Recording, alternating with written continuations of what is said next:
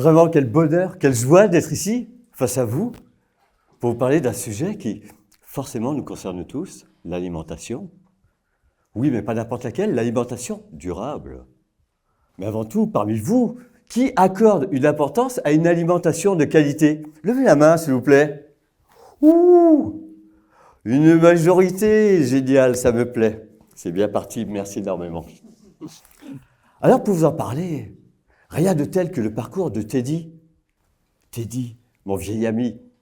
Non pas par l'âge, mais parce que nous le connaissons depuis tellement longtemps. Il faut dire qu'ensemble, on a grandi en Bretagne, et notre jardin, c'était le golfe du Morbihan. On le connaissait par cœur, pour l'avoir écumé de long en large. Pas étonnant que parmi nos passions, nos joies, nos rêves de gosse, il y avait la mer, les voyages, mais aussi un sujet qui nous rassemblait terriblement, la cuisine. Eh bien oui, la mer, ça creuse. Eh oui. Eh bien, sachez que Teddy a réussi à transformer l'essai. Après une école d'apprentissage maritime, au Havre, il a travaillé dans la marine marchande en qualité d'aide de cuisine.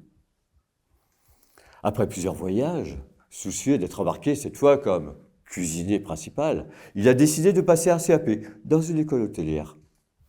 Et là, le coup de foudre, la passion, il est happé par la féerie des aventures culinaires.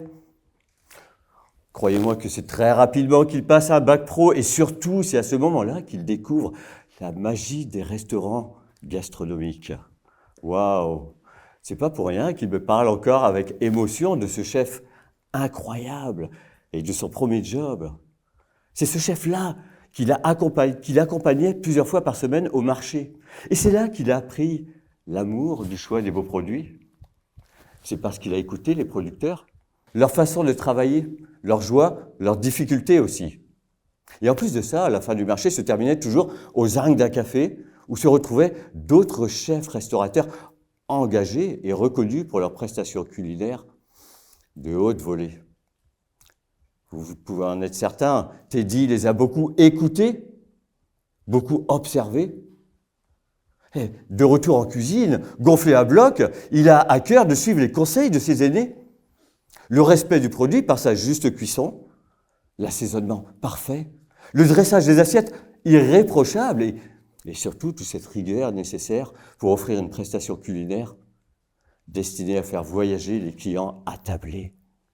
Bref, l'exigence de la perfection. Et puis vient la crise de la trentaine. Mais quelque part, l'occasion d'assouvir des désirs d'autres voyages culinaires. Ils fondent une famille avec son amour de toujours. Ils achètent une vieille bâtisse avec un grand jardin proche d'une rivière. Bref, Teddy pose l'ancre et décide de faire fi de son passé gastronomique pour tenter sa chance en restauration collective. Et comme la destinée fait bien les choses, il obtient rapidement le titre de chef de cuisine. Non mais, sacré Teddy, le voilà désormais fonctionnaire et affecté dans un lycée. Jamais je n'aurais imaginé qu'il passe de la restauration gastronomique à la restauration collective aussi vite. Mais maintenant, j'aimerais que vous fermiez les yeux. Le temps de s'offrir un petit voyage sensoriel au travers de vos souvenirs de cantine. Rappelez-vous l'ambiance, les plats, le doux brouhaha de la cantine. Allez-y, fermez les yeux.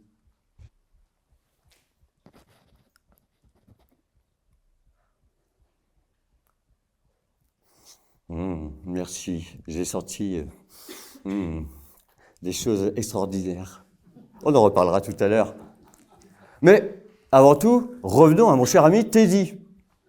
Le voilà désormais CSR, CSUP. Tout le monde comprend? Non. Chef d'un service de restauration à caractère social et d'utilité publique. Évident, non? Ou alors, cantinier, ça marche aussi très bien. Dès sa prise de fonction, ce qui le marque et lui plaît le plus, c'est le contact direct avec les lycéens. Rapidement, il a compris qu'il fallait leur proposer une cuisine authentique, familiale, conviviale, goûteuse, simple, faite de produits bruts, 100% maison. Et surtout, ne lui parlez pas de produits industriels transformés. Ah non, il en a horreur. C'est qu'en même temps, il ne lui a pas fallu longtemps pour comprendre les enjeux sociétaux, environnementaux et nutritionnels de la restauration collective. Plus de 4 milliards de repas annuels sont servis en France, rendez-vous compte. Alors, deux évidences pour Teddy. Redonner du sens aux 5 sens, distiller la conscience du bien manger auprès des étudiants et donc des futurs collaborateurs ou chefs d'entreprise. Waouh! Sacrée ligne directrice, vous ne trouvez pas? Et tout ça, c'est parce qu'il a compris que manger est un acte politique. C'est parce qu'il a compris son influence sur la santé, sur l'agriculture, sur l'environnement, le monde du vivant, mais aussi sur le plan économique. C'est parce qu'il a compris qu'il appartient à tous les acteurs concernés de mettre en place des actions exemplaires, innovantes, pour une alimentation, une restauration saine, durable, équitable et favorable à l'éducation au goût. Après tout, l'école et ses cantines sont un lieu idéal d'éducation populaire et un formidable levier de la transition écologique. Oui, redonner du sens aux 5 sens. Oui, distiller la conscience du bien manger. Et puis Teddy s'est dit qu'après tout, cette cantine pourrait être un laboratoire test avec des bonnes pratiques qui pourraient, pourquoi pas, inspirer ou être dupliquées à l'échelle d'une ville, d'un territoire. Enfin bon, je crois que vous l'avez déjà compris, Teddy est un super animateur communicant dans son univers. Je vous amène dans sa cuisine pour voir ce qu'il s'y passe. Oui, on y va? Allez, go! En premier lieu, on remarque très vite qu'il a instauré un management participatif dont le but est de favoriser un maximum de créativité de la part de sa brigade. Il en résulte un bien-être collectif. Et vous verriez l'ambiance, ça on s'en rappelle. Ce qui n'empêche pas un suivi méticuleux de ses dépenses alimentaires, dont plus de 11% sont dédiés au commerce équitable bio. Mais ce n'est pas tout. Sa signature, c'est l'auto-évaluation. Elle prend la forme d'un management visuel destiné aux étudiants. Figurez-vous qu'on y trouve les courbes du gaspillage alimentaire, dont les poids sont convertis en euros, mais aussi l'impact et les empreintes carbone de ces menus. À ce propos, j'allais oublier, ou plutôt avant d'oublier. L'argent économisé lors de la diminution du gaspillage alimentaire, figurez-vous qu'il est redistribué sous forme de grands buffets offerts à l'ensemble de la communauté éducative. Chargé de sens, non? Eh oui. Vous êtes d'accord avec moi? Oui. Ah, d'accord. Ça me permet de rebondir sur une autre de ses signatures. Son truc à lui, c'est de créer une interaction avec ses étudiants. C'est pour ça qu'il propose des questionnaires de satisfaction. Du coup, l'intégration de ses étudiants dans son projet d'alimentation durable se fait naturellement. Les étudiants deviennent à leur tour force de proposition, de suggestion.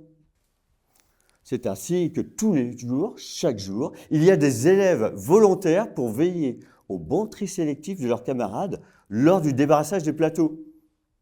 D'ailleurs, Teddy est toujours à leur côté, parce qu'il en profite pour mesurer le taux de satisfaction de ses étudiants. Très important, cette étape.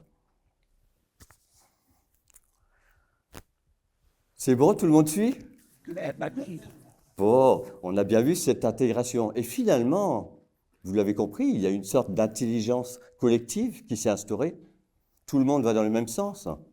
Et c'est de cette notion de bien manger, de bien vivre ensemble qu'apparaissent parfois des idées novatrices. Par exemple, dans son établissement, eh bien, ils offrent des gourdes végétales compostables fabriquées par une entreprise locale, offertes donc à tous les étudiants.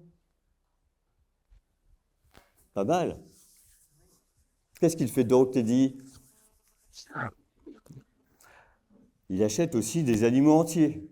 Mais pas que des poulets, hein. Des bovins entiers, dans le but de favoriser la commercialisation des animaux pour les agriculteurs. Bien entendu, et ça c'est dans ses gènes, il priorise les circuits courts, les achats en vrac pour limiter le gaspillage alimentaire. Le vrac, vous l'avez compris, les emballages, quoi. Oui. Chaque semaine, Teddy propose un menu anti-gaspi, toutes les semaines depuis des années. Il propose également un menu caché, qui tient compte des suggestions de ses élèves. Vous imaginez, surprise, que va-t-il y avoir? Ouah, c'est ce que j'ai demandé la semaine dernière, génial. Tout le monde est heureux. Et surtout, depuis des années, Teddy est sollicité par les profs de son lycée pour parler d'alimentation durable auprès de ses élèves. Chaque année, de nouveaux projets se concrétisent. Par exemple, la participation et l'organisation de grands buffets à thématique responsable pour l'ensemble de la communauté éducative. Tout le monde ensemble sur ce beau projet. Je vous l'avais dit que Teddy est un animateur hors pair. Bref, il est en phase avec la transition écologique devenue bien plus que nécessaire. Et avec son équipe, il a aussi conscience que sa cantine, pour certains jeunes, permet d'offrir le seul vrai repas équilibré de la journée. Et sa démarche, après tout, c'est quoi? C'est une petite pierre dans l'édifice de lutte contre la déforestation, le plastique dans les océans, le réchauffement climatique, les conditions de travail et la juste rémunération de nos agriculteurs. Et oui, c'est tout ça. Et pourtant, sa démarche est loin d'être terminée. Mais il le sait. Les gouttes peuvent se transformer en rivière, puis en océan. C'est son rêve de toujours.